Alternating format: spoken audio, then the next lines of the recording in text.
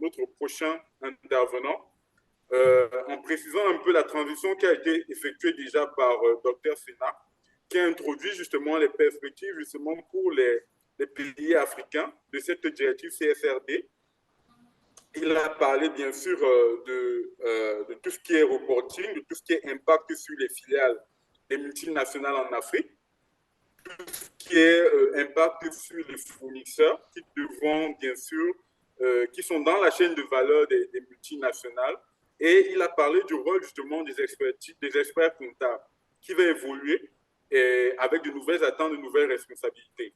D'une certaine manière, notre prochain intervenant qui s'appelle Daouda Alain Bamba travaille va nous exposer un peu ce lien avec la fonction expertise comptable qui est censée légitimer un peu le reporting développement durable de ces grandes entreprises, de ces multinationales principalement européennes, puisque nous traitons de l'Union européenne et un peu de la France. Monsieur Daouda Alain Bamba, autant pour moi, travaille pour PricewaterhouseCoopers. Il est basé en Côte d'Ivoire. Et avant de travailler comme manager Sustainability et ESG de cette firme d'expertise comptable et de conseil, il a travaillé dans le secteur financier, toujours sur les questions de finances durables et de durabilité dans le secteur financier pour une grande banque africaine.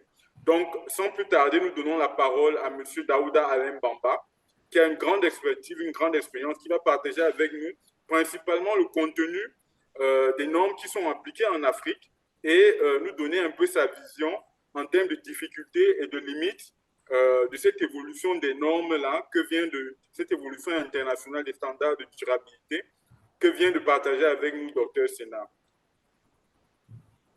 Monsieur Bamba, vous m'entendez? Oui, ça va. Merci Cédric. Je ne sais pas si vous m'entendez. Très bien, vous avez la parole. Merci Dr Sena pour cette belle présentation concernant les normes de durabilité et l'évolution du cadre légal et réglementaire aussi bien en Europe. Dans ma présentation, je vais plus ou moins faire focus sur l'Afrique, sachant même si l'on sait plus ou moins que ce nouveau cadre New Deal et tout ce qui concerne les normes de reporting extra-financier du secteur financier ou de l'évolution des entreprises devra forcément impacter les entreprises africaines ou exerçant en Afrique pour plusieurs raisons, soit pour le positionnement ou l'installation de certaines entreprises en Afrique pour lesquelles les maisons mères sont directement en Europe, donc touchées directement par le CSSD, ou comme le disait Dr Sena, soit par le pouvoir du donneur d'ordre dans ce qui concerne l'intégration de ces critères de durabilité dans la chaîne de valeur. Donc ici, cette première slide va plus ou moins montrer l'état des lieux. Ici, quand on parle de durabilité en Afrique ou normes de reporting, il faut l'analyser sous trois angles principalement. Le premier angle, c'est vraiment tout ce qui concerne la compliance légale et réglementaire. Pour ce qui concerne les normes environnementales et sociales particulièrement, les cadres que l'on utilise généralement au niveau de notre contexte africain pour ce qui concerne la compliance légale, aussi bien des secteurs industriels ou des secteurs miniers qui sont les plupart, je veux dire, sujets à ces questions ESG sont directement le code du travail pour s'assurer que les parties prenantes qui interviennent sur ces secteurs-là sont en compliance avec les dispositions légales. Il y a aussi ce qui concerne le droit de l'environnement qui pourrait être couplé à des codes sectoriels tels que le code minier ou le code pétrolier qui prend en compte ces questions d'ESG. Donc, ce que je voulais dire à travers ces slides, on parle des standards internationaux de reporting, mais comme le disent ces normes internationales ou ces normes de sustainability, l'un des points les plus importants pour toute entreprise qui se veut responsable, c'est une compliance légale et réglementaire. Deuxième point, slide suivante, pour ce qui concerne les normes, comme je dis, aujourd'hui, l'Afrique se bat pour développer certaines normes qui prendront en compte sa spécificité. Donc, ces normes, pour la plupart que nous avons, ce sont les normes ISO 26000, qui, même développées à l'international, ont une part applicative en Afrique pour la simple raison que l'un des enjeux de durabilité de l'Afrique, c'est aussi bien le développement social qu'économique.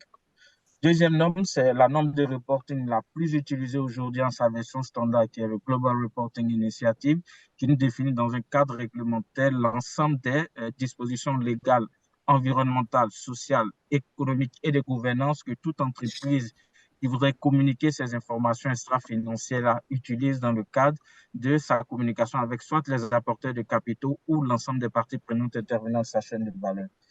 Pour ce qui concerne l'une des normes les plus utilisées en Afrique de notre expérience, on en a beaucoup fait les webinaires sur cette norme, c'est la norme de performance d'AFC qui est souvent couplée avec les directives HEC de la Banque mondiale qui intervient beaucoup plus dans la communication extra-financière, la communication extra-financière, la communication de compliance qu'un porteur de projet pourrait avoir comme outil de communication avec l'ensemble de ses apporteurs de capitaux, principalement AFC.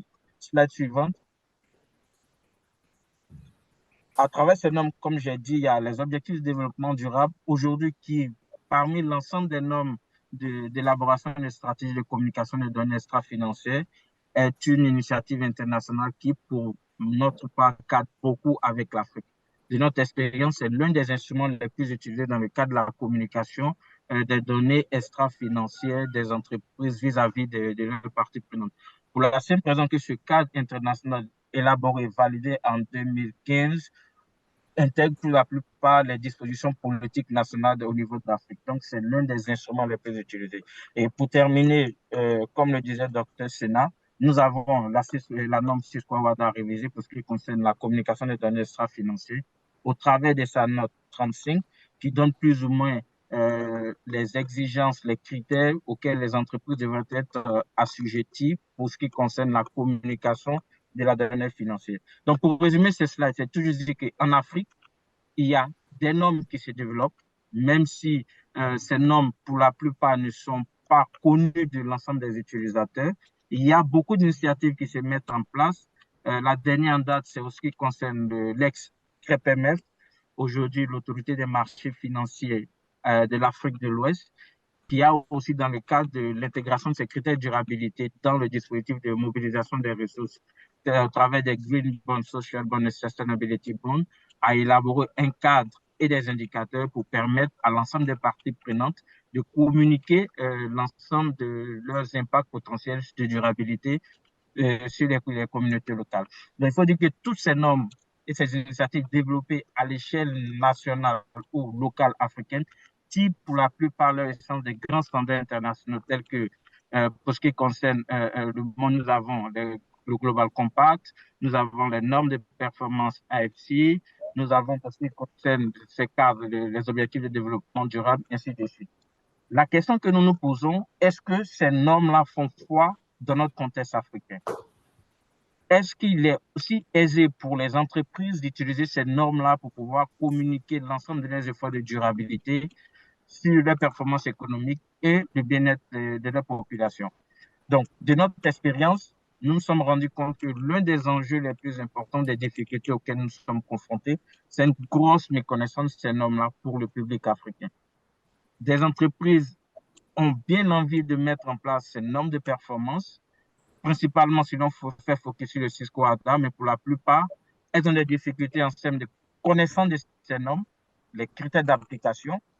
Deuxième chose que nous avons constaté comme difficulté, ces normes sont pour la plupart contraignantes et non contraignantes, pardon, ce qui fait qu'il y a plus ou moins un laxisme dans la mise en œuvre du processus d'identification des KPI et de communication des données extra-financières.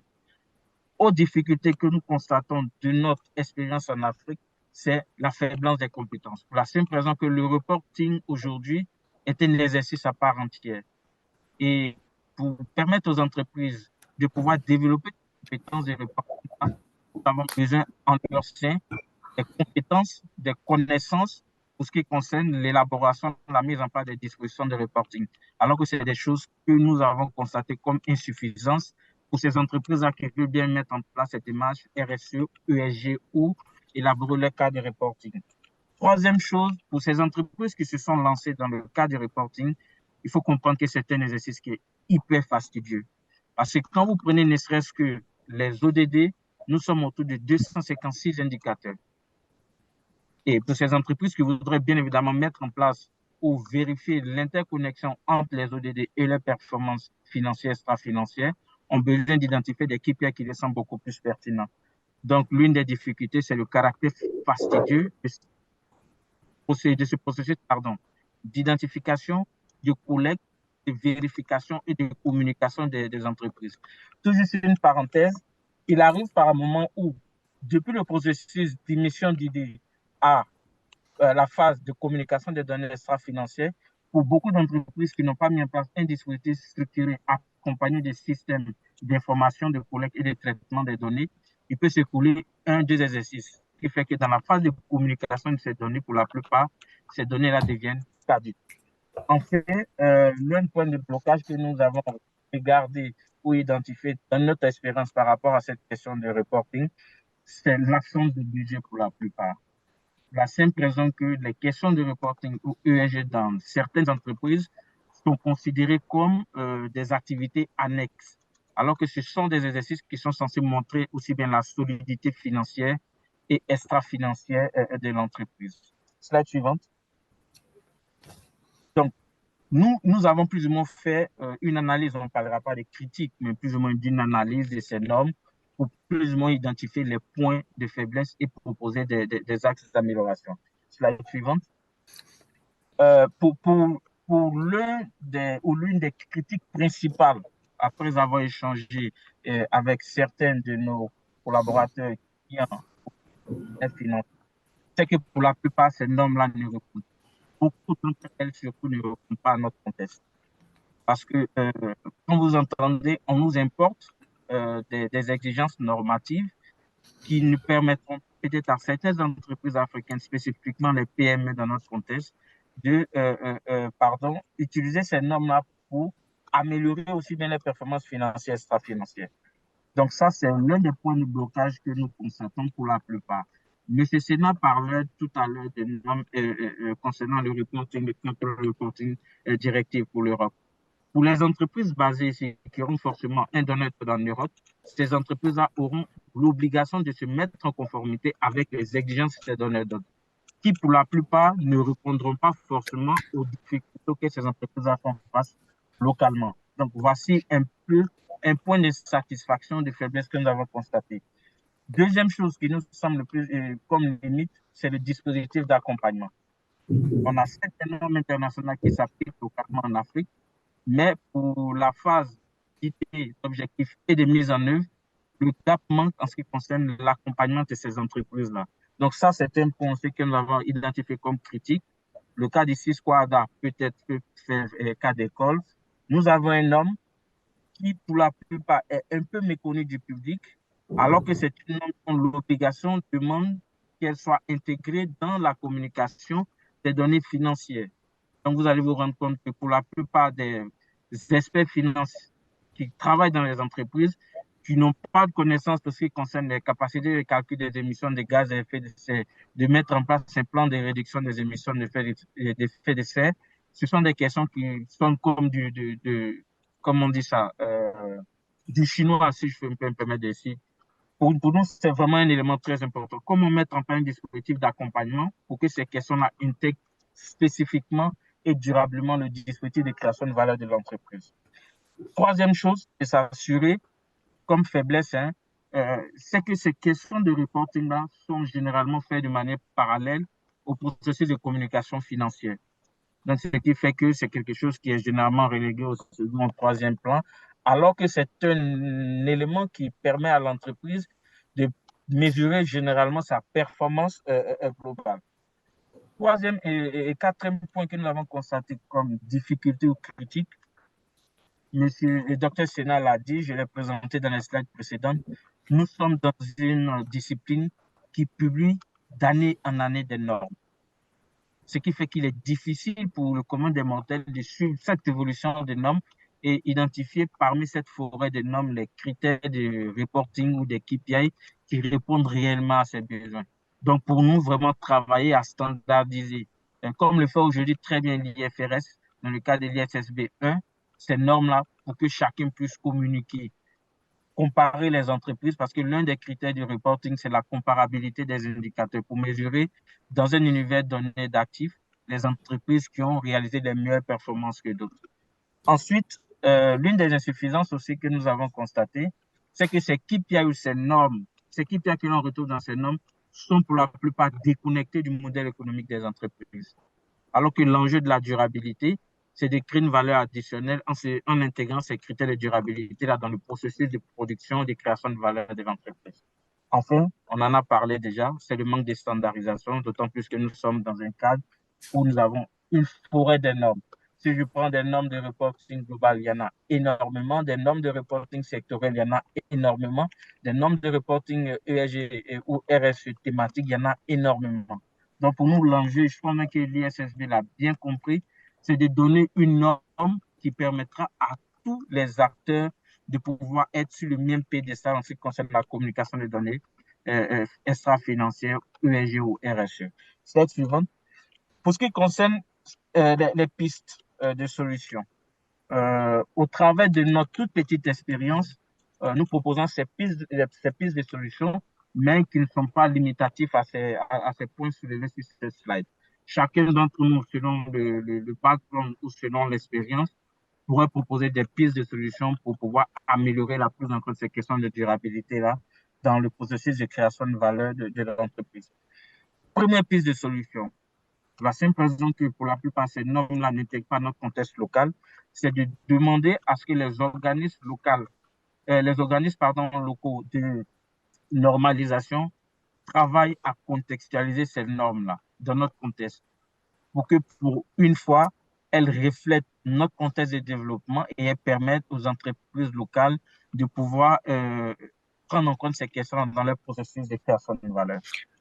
Deuxième chose, en piste de solution, c'est non seulement standardiser ces normes, mais l'intégrer dans le corpus réglementaire. Pour la simple raison que nous avons tous remarqué, quand la loi ne fait pas foi, il est difficile qu'une entreprise intègre ces questions-là dans le processus de durabilité, alors qu'il dépend, ce processus, ça vraiment dépend de sa survie. Pour faire une toute petite parenthèse, aujourd'hui, Dr Senal en a parlé, nous sommes en train d'entamer une transition qui est irréversible. On parle de Green Deal en Europe, on parle de l'IRA aux États-Unis et Inflation Reduction Act. La Chine a développé un dispositif Green Deal en griffe. Plusieurs pays travaillent à faire de ces questions de durabilité un élément de positionnement géostratégique. Donc, pour nous, il est vraiment important que ces questions-là intègrent aussi bien les politiques publiques que les dispositifs de contrôle de nos États pour permettre à nos entreprises d'être aussi compétitives sur le marché national qu'international sur ces questions de durabilité-là.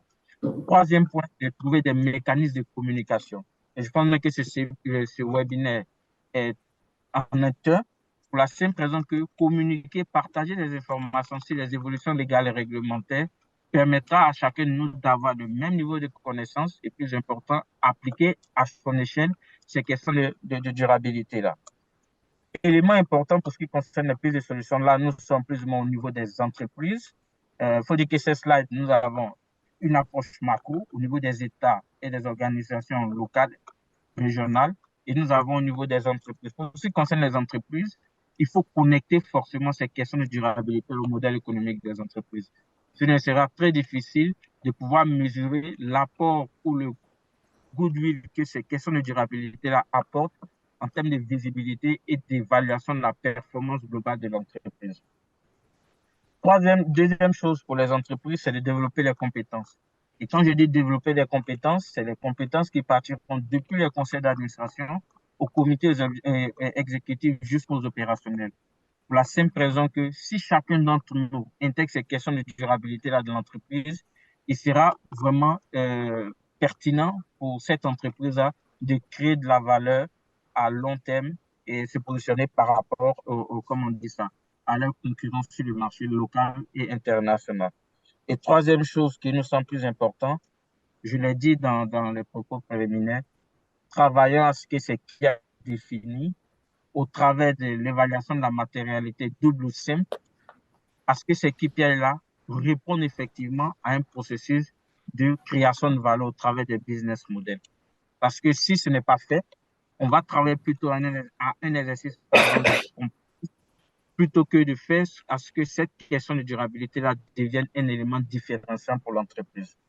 Je pense que ces solutions-là ne sont pas limitatives. Hein. On pourra en discuter prochainement au travers des questions.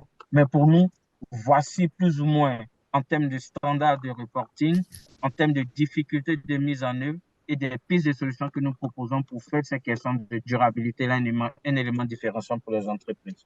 Merci beaucoup.